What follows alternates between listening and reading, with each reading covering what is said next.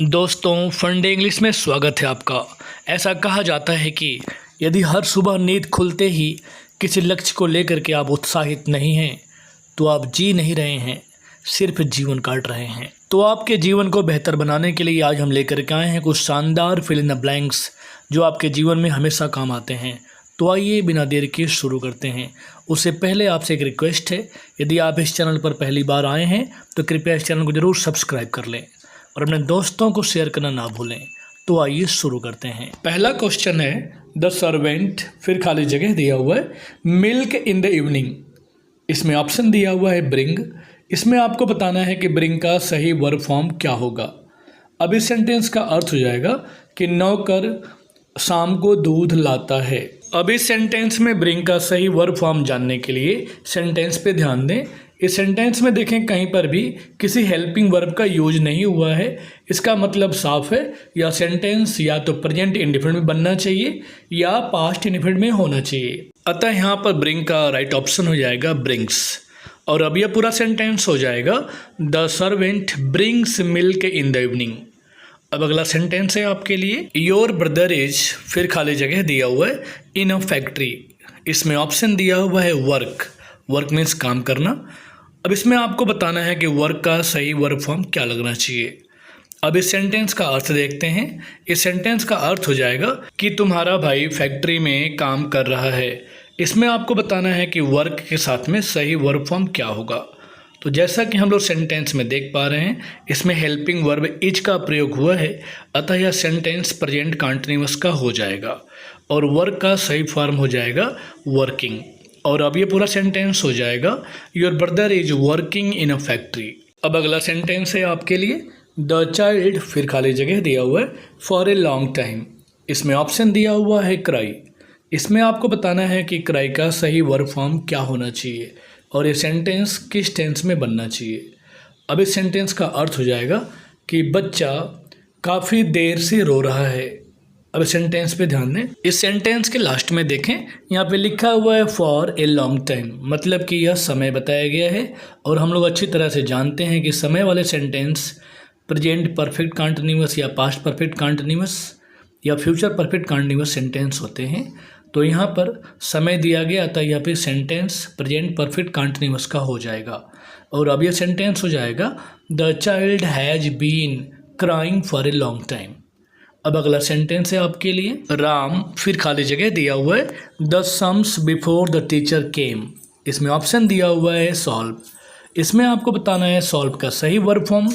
और अब इस सेंटेंस का अर्थ हो जाएगा राम ने अध्यापक के आने से पहले सवालों को हल कर लिया था। अब आइए सेंटेंस को समझते हैं। यह सेंटेंस पास्ट परफेक्ट टेंस का है और इसमें हेल्पिंग वर्ब के तौर पर हैड लगता है और वर्ब का थर्ड फॉर्म। तो जैसा कि हम लोग सेंटेंस को देख पा रहे हैं, बिफोर के बाद वाले पार्ट में सेकंड फॉर्म का यूज हुआ है, अतः यहाँ पर हैड के साथ में वर्ब का थर्ड फॉर्म लगना चाहिए। और अब ये पूरा सेंटेंस हो जाएगा Ram had solved the sums before the teacher came. आशा है आपको जानकारी समझ में आ रहा होगा। अब अगला सेंटेंस देखते हैं। अगला सेंटेंस है वर्क केयरफुली लेस्ट यू, फिर खाली जगह दिया हुआ है फॉल। इसमें ऑप्शन दिया हुआ है विल और शुड। इसमें आपको बताना है कि कौन सा ऑप्शन सही होगा। अब इस सेंटेंस का अर्थ हो जाएगा कि ध्यानपूर्वक चलो, कहीं ऐसा ना हो कि गिर जाओ। तो चलिए हम आपको बताते हैं इसमें कौन सा ऑप्शन सही होगा। अब सेंटेंस पर ध्यान दें। इस सेंटेंस में बीच में देखें लिखा हुआ है लेस्ट।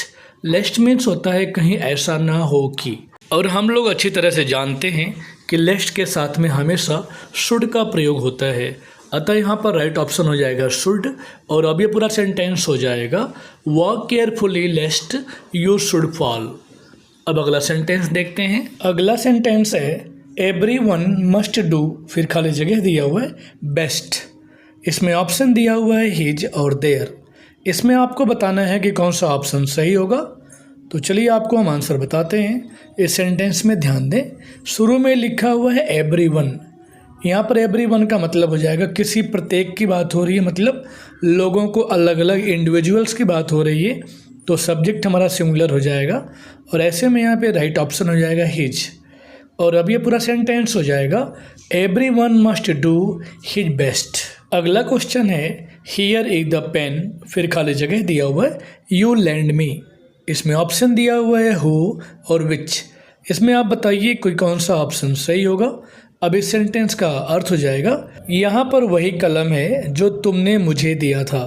अब इसमें आपको बताना है कि जो का सही मीनिंग क्या होना चाहिए।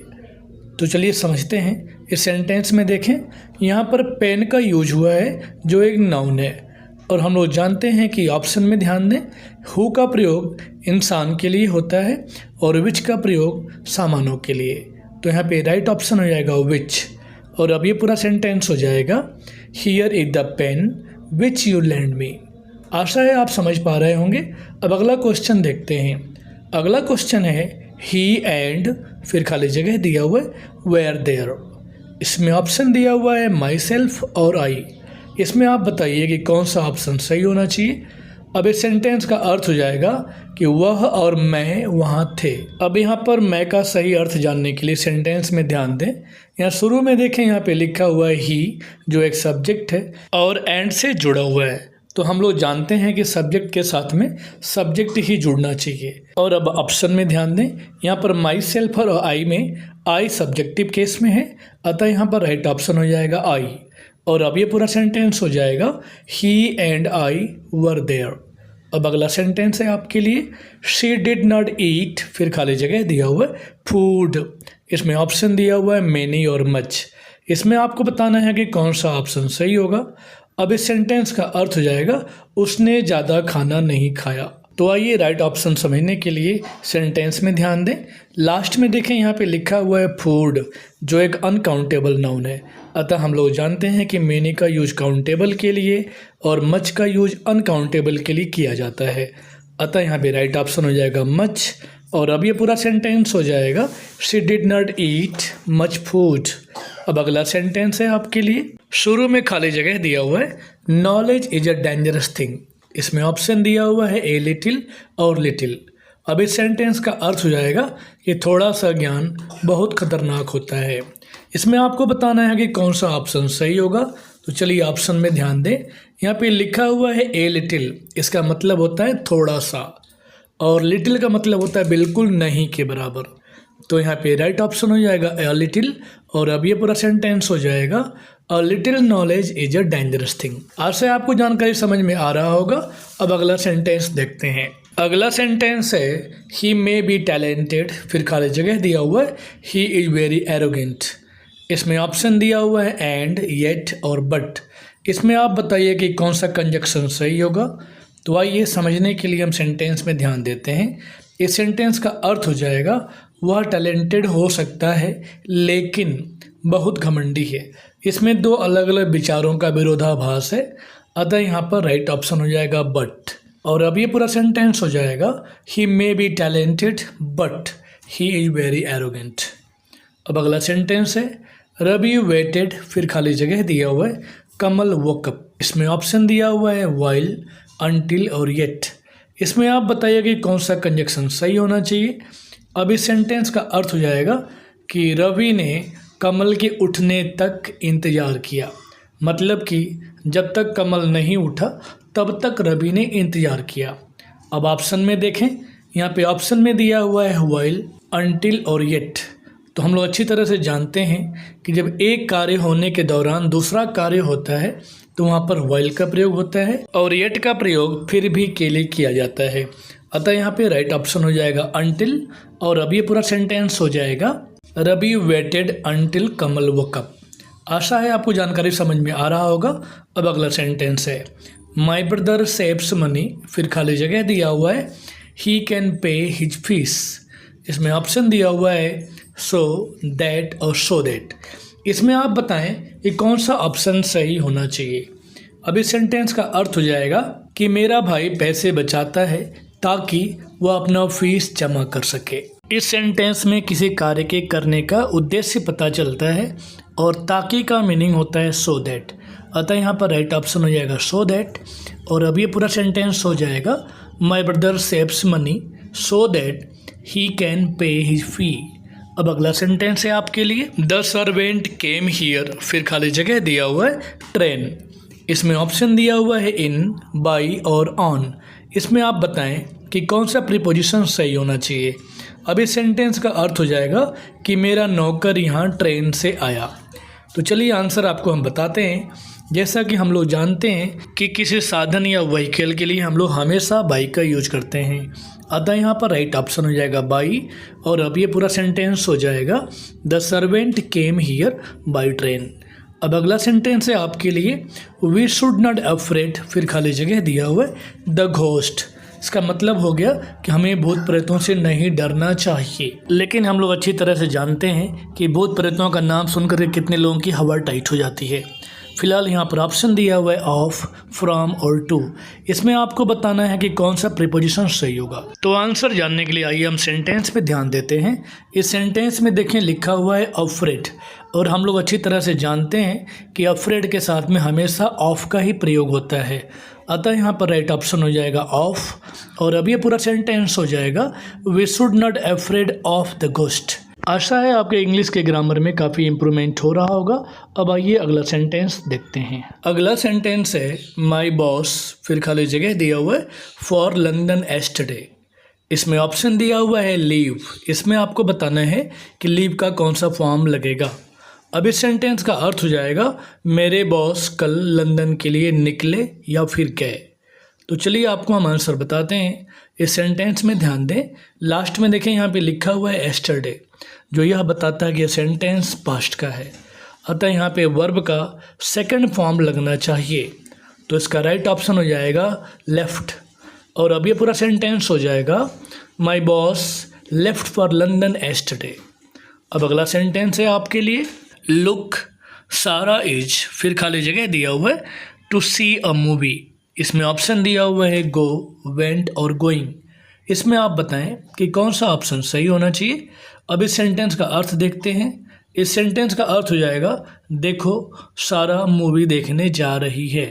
चूँकि यहाँ पर हेल्पिंग वर्ब इज का यूज हुआ है, अतः यहाँ पर राइट ऑप्शन हो जाएगा गोइंग।